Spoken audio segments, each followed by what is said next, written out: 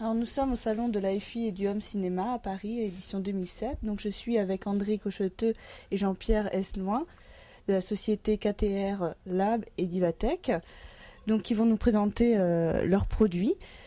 Qu'est-ce que vous pouvez nous dire par rapport à ce produit, enfin les deux produits qui sont présentés ici présents?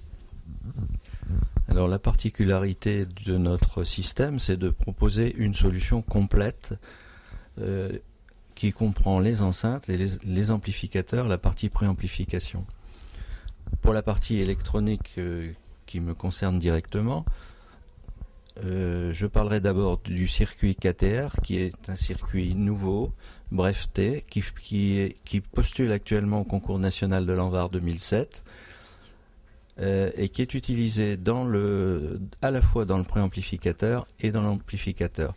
La particularité principale de ce dispositif, c'est d'avoir un taux de distorsion extrêmement bas, limité aux harmoniques paires, et de restituer l'onde sonore en volume.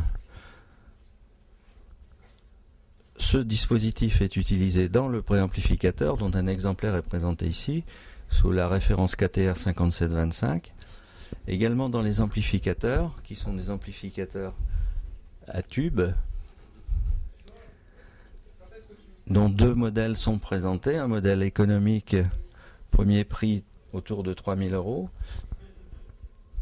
et un modèle plus élaboré. Les deux amplificateurs présentés utilisant des tubes 845 en partie puissance, le circuit KTR en partie préamplification. Ensuite, on passe au dispositif de reproduction sonore, donc la transition entre la partie électronique et la partie audio proprement dit, enfin restitution de l'onde sonore. Et là, c'est le rôle de Jean-Pierre Esloin, société Divatech, à qui je passe le micro. Je poursuis alors. On a souhaité présenter cette année le Biosonic Mac 3. Donc Biosonic, c'est un principe de reproduction du son qui consiste à diffuser la section grave sur un certain nombre de haut-parleurs disposés d'une certaine manière qui rentrent dans le principe du brevet Biosonic. Le Mac 3 a la particularité d'être à haut rendement et donc d'avoir un rendement de 103 dB à peu près pour 1 watt.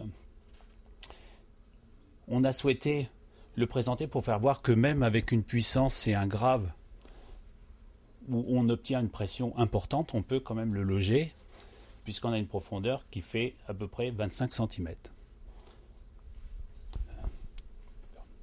Il faut que je respire. Allez-y.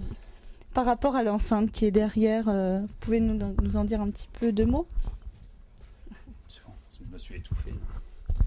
Alors l'enceinte ici reprend une partie des composants du Mac 3, mais on a souhaité, pour avoir une reproduction, une restitution Hi-Fi un peu plus haut de gamme, avoir une fréquence au niveau du médium aigu, une fréquence de coupure plus basse. Donc ici, on coupe à 700 Hz.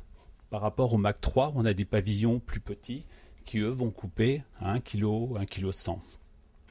Le fait de couper plus bas va éviter les médiums aigus, l'éviter aux haut-parleurs médium aigus de monter à des fréquences qu'ils savent mal reproduire. Quand on monte, le haut-parleur se comporte à une certaine énergie, une certaine masse qui empêche les petites informations de se véhiculer avec une certaine dynamique. En faisant descendre les chambres, les pavillons, on a une meilleure diffusion et aussi un meilleur couplage avec la pièce. Donc pour nos lecteurs, ils pourront trouver la fiche technique sur le site internet de Divatech et de KTR Lab et également sur CinéNow, auquel on relayera les informations. Voilà, je vous remercie bien.